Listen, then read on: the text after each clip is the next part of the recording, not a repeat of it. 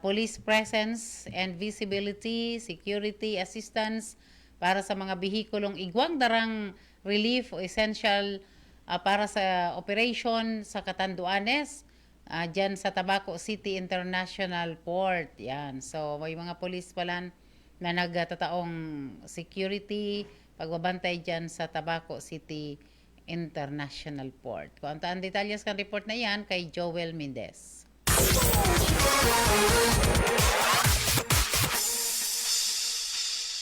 Police sa present visibility and security assistance ang pinagtatao kan mga municipal police station sa Premier Distrito Canalbay ang security assistance para sa mga nagbabiyahe pasiring sa Tabaco International Port, lalo na ang mga behikulos na igwang dara o pangarga ng essential food para sa relief operation na digibon sa islang probinsya kang Catanduanes na ginulpi kan bagyong Pipito.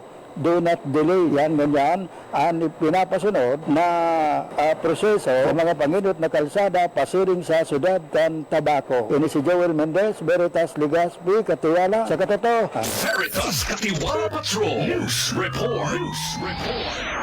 Gusto po mga katiwala ang pinonantang pag-urolay, pinuna na kasubagunisan. So nangyari po kahapon sa ginibo pong sesyon kan sangguniang panlalawigan, although may mga previous pa. Ini po ang nagiging issue dyan sa sangguniang panlalawigan wherein si board member Dante bilang siya man po ang chairman kan Committee on Environment, mga katiwala. So nagpaapod na siya ng mga series of committee hearings, public hearings para pag-urulayan asin i-amenda. Ini pong mga dapat amyandaran na nasusog na sangunyan na magiging applicable na po para po magatugang sa pagpapautoba kan quarry ordinance ligli po sa Albay. Alam mo, magayon so pirang provision na inamyandaran tapos dinugang. Saro na duman para ma-monitor, pera ba talaga ang nakokolekta duman sa buwis na dapat na mapunta.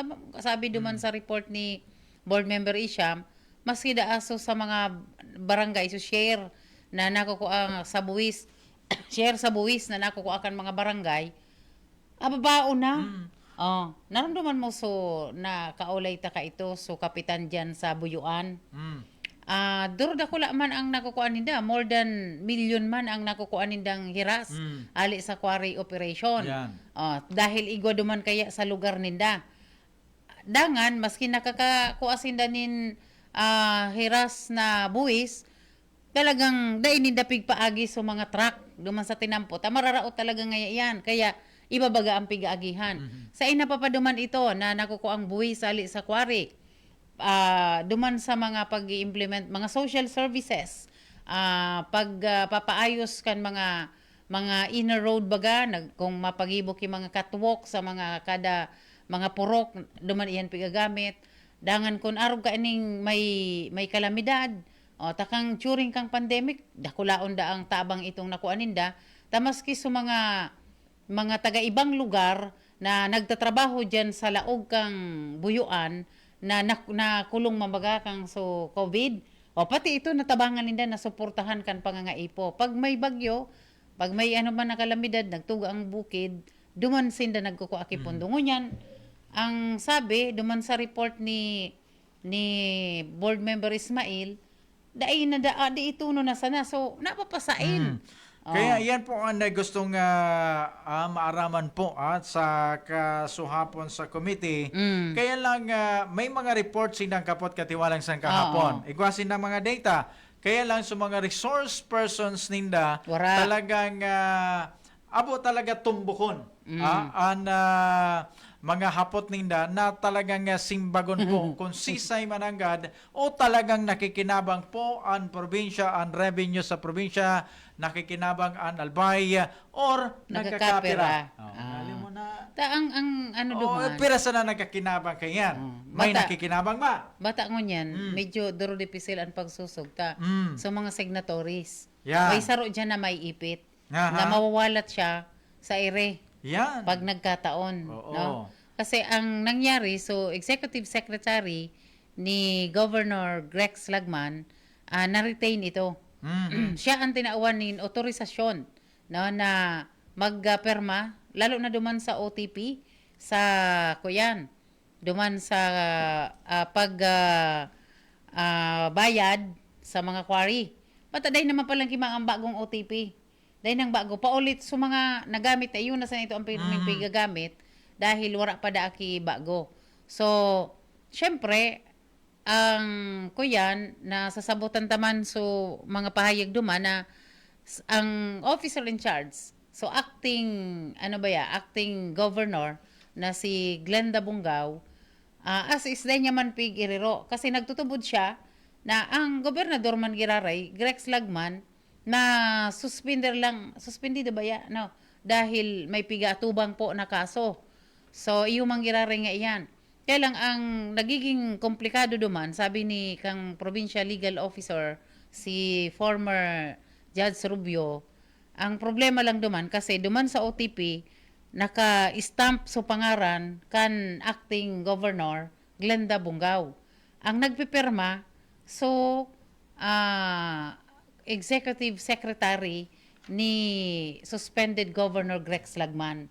So, ito ang iyo ito ang medyo resolveran kung iyo bagay ito sa pig-apot na legal or illegal and verbal instruction. Kasi ang instruction ni Bungao, sige na nga, ipadagos mo kung ano so trabaho mo.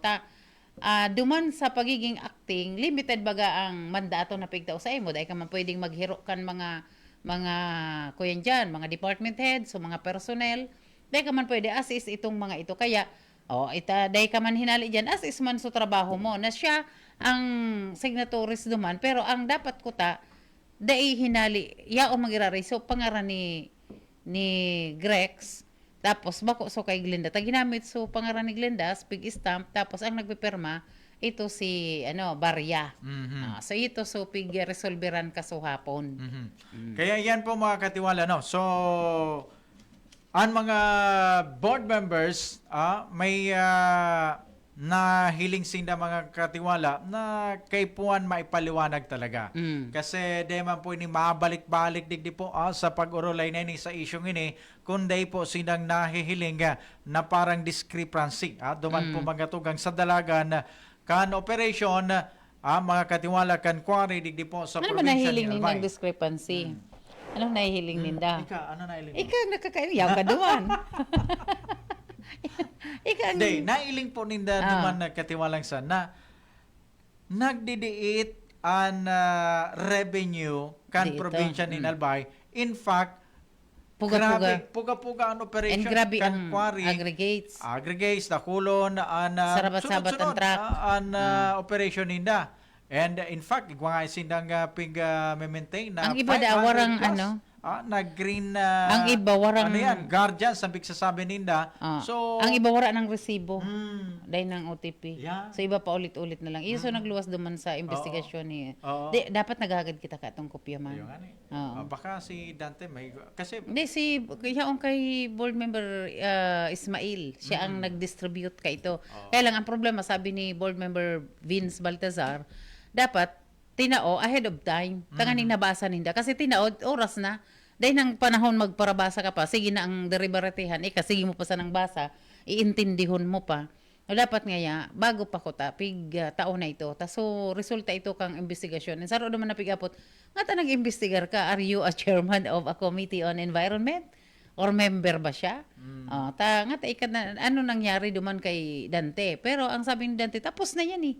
Dahil na ko kiaro ka yan na problema, kung inaksyonan ta na, so amendment ordinance about quarry. O dahil man inaksyonan. Kaya may problema man, sabi, lugayod na, na miyembro kan hunta provincial, nga ta dahil nindo inaksyonan. Kasi number 1, kung nga ta dahil inaksyonan, pwedeng isipon kan mga kababayan ta, na dahil inaksyonan. Number 1, padadalaganan man ang gabus na kung ano man ang, may nakukuaman gayud kaya ngayon sinda dyan. Madadalaganan man kung inaksyonan itong ordinansa ni Dante Arandia. Diba? So, pwedeng arog ka ng isipon, kaya tanganing nabawa na likayan ko itong arog na pag-iisip, dapat nagtumar-aksyon na kasi itong mga pinag-uurulayan, pabalik-balik na problema, solusyon na itong amendment ordinance. Buda, saro pa digdi tabi sana, medyo magabat-gabat na ni, kasi nagluluwas duman sa pag-urolay as in recommendation ninda na ining green art guardians baka i-dissolve naman. Kaya lang may problema naman na naihiling. Pag dinisolve mo yan, sisan ang mabantay. Lalong makakabuelo pag daay ng bantay. Dangan, sarainon mo ito. Isasarain mo ito, i-distribute na or mapanibago. Kaya ang magiging desisyon nakadepende po sa acting governor. Sige po mga katiwala, mga na po ang masunod na programa, mga tugag sa mga nakasabay niya tungo niya ng pagkaaga. Salamat po sa inyong padagos na pagantabay. Ako po si Jam L. Happy birthday Giray kay sa aki ko kay Mano. Happy birthday with makipagal sa technical side. Ako man po si Susan Balane. Salamat po Marinaga. Diyos mabalos. Ingat po kita.